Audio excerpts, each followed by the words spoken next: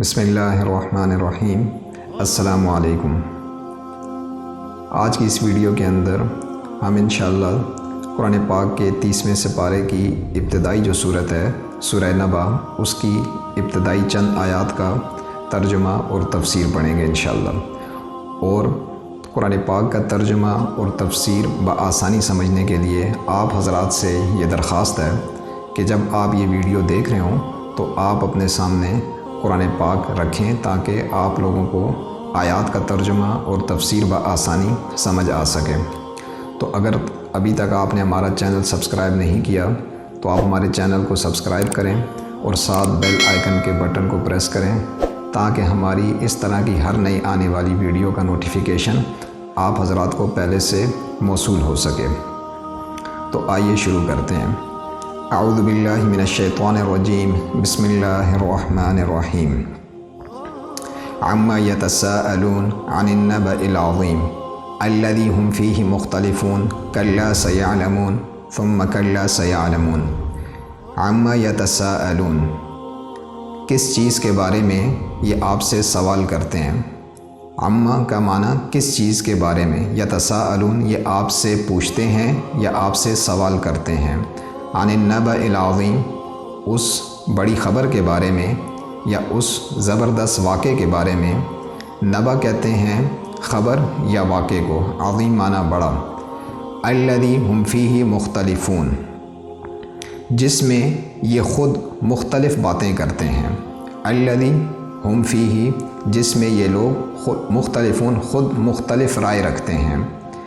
کلا، خبردار، سیعلمون، ان قریب یہ جان جائیں گے۔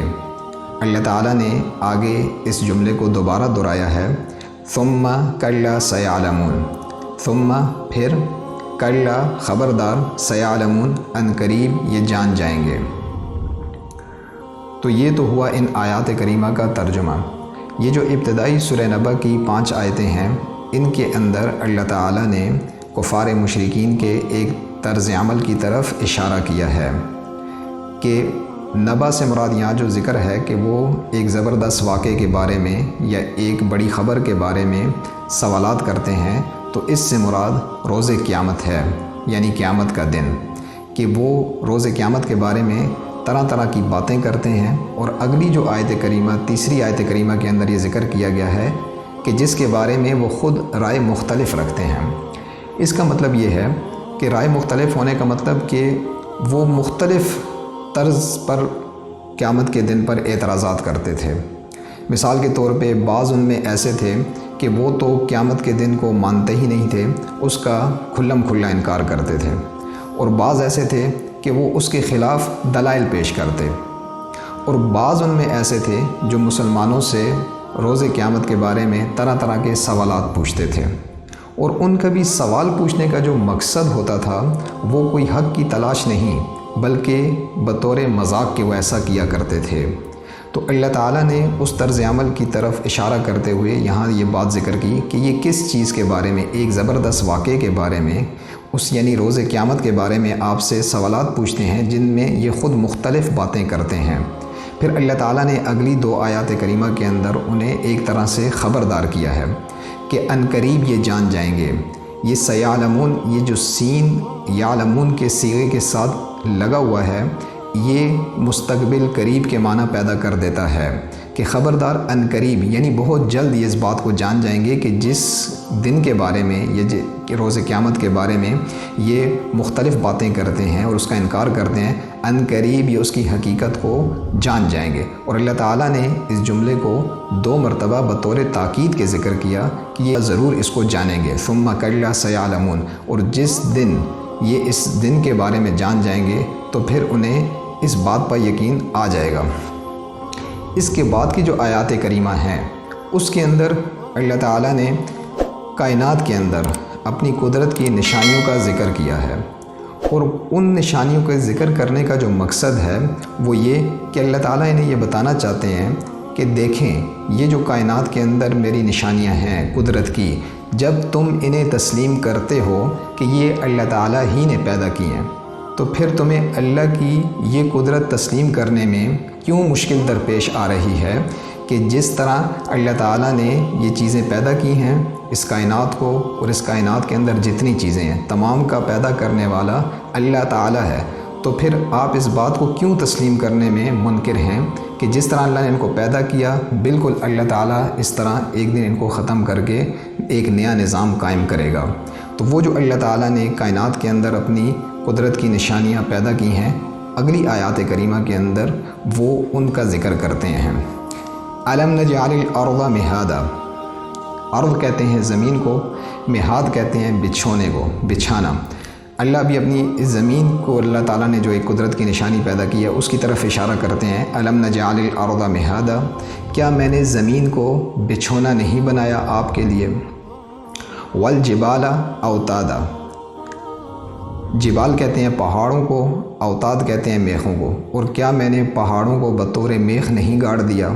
یعنی دیکھیں یہ اللہ تعالیٰ کی کیسی نشانیاں ہیں، یہ زمین کیسی نشانی ہے، یہ پہاڑ کیسی نشانیاں ہیں۔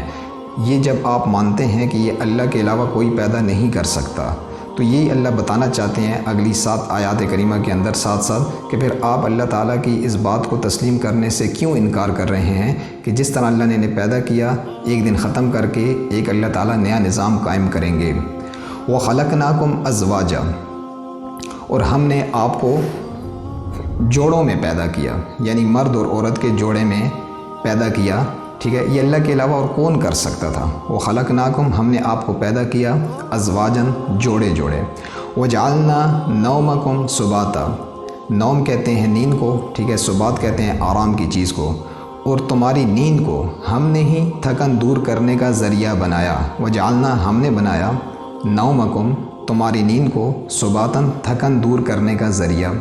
وَجَعَلْنَا اللَّيْلَ لِبَاسًا، اور رات کو، لیل کہتے ہیں رات کو، لباس کہتے ہیں پردے کو، اور ہم نے ہی رات کو تمہارے لیے پردے کا سبب بنایا۔ وَجَعَلْنَا النَّهَارَ مَعَاشًا، نہار کہتے ہیں دن کو، اور ہم نے ہی دن کو تمہارے لیے معاش کا ذریعہ بنایا۔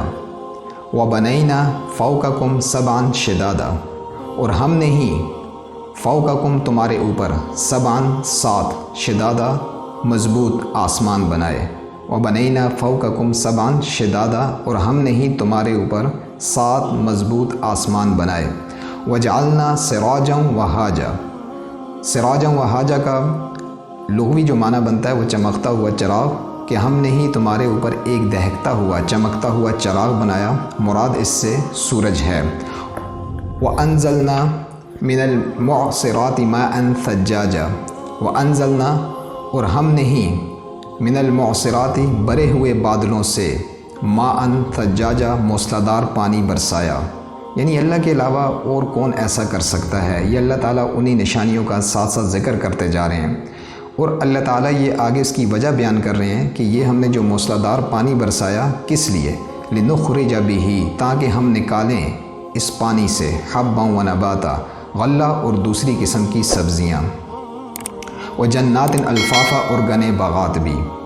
یہاں تک اللہ تعالیٰ نے یہ آیت نمبر 16 تک اللہ نے ان قدرت کی نشانیوں کا ذکر کیا ہے، اور آگے پھر اللہ تعالیٰ نے ان کو روز قیامت کی طرف مزید یقین دلانے کی آیات کریمہ کے اندر بات کی ہے۔ آگے انشاءاللہ تعالیٰ جو مزید آیات کریمہ ہیں ان کا ترجمہ اور تفسیر انشاءاللہ ہم نیکسٹ ویڈیو کے اندر اس کے بارے میں پڑھیں گے۔ اگر آپ کو یہ ویڈیو پسند آئی تو اسے لائک اور شیئر ضرور کیجئے تاکہ زیادہ سے زیادہ لوگ اس سے فائدہ حاصل کر سکیں۔